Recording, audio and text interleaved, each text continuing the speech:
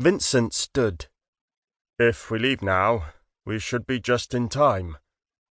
In time for what? Vincent grinned. It's a surprise. Not my idea, I might add. I told him you didn't like surprises. Told who?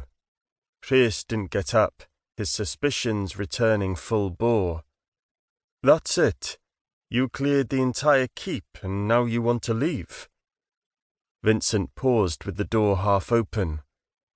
You didn't want to talk earlier, and I assumed that was because you didn't want to say what you had to say in front of Catrin, or do what you had to do. Rhys was nonplussed.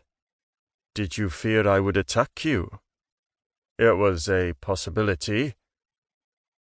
A bit thunderstruck, Rhys rose to his feet. I would have thought you'd want witnesses if I was going to murder you in cold blood. I didn't think you'd kill me. You didn't kill me in Nevin, he shrugged. I decided I owed you a few good punches. I already got in a fair number in the melee. I had some bruises, I admit, and I could barely lift my arms afterwards. Vincent let out a low laugh. That was my last tournament. Almost against his will, Rhys agreed. Mine too, God willing. On that rather positive note, they left the keep, descended the hill to the middle gatehouse, walked through the outer bailey, and then through the outer gatehouse into the town. Rhys didn't even bother to try to discover where they were going. By this point he was so amused, and perhaps even bemused by the entire evening, that he found he didn't much care. Once in the town, Vincent made for an inn, naturally called the King's Arms, which had a fairly respectable representation of Windsor Castle's keep painted on a sign hanging above the door. Putting his hand on the latch, Vincent hesitated. From within, they could hear roars and cheers. Follow my lead? Whatever you say. Whatever you say, Vincent snorted. When have you ever been so amenable? We'll see how long that attitude lasts. It was a way of speaking to each other that would have been customary in the Holy Land when they were friends. It was certainly the way that Simon and Rhys spoke to each other now. A funny feeling formed in Rhys's belly at the thought that he really might be getting his friend back. Maybe even a better friend, because this version of Vincent was far less prickly than the old one.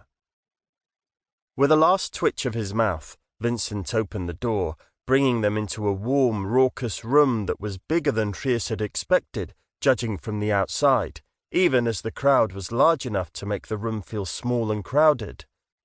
Towards the centre of the room, two men were seated at a table with cups arrayed in front of them. The one facing them was in his middle 50s, wearing clothing of a merchant in subdued colours.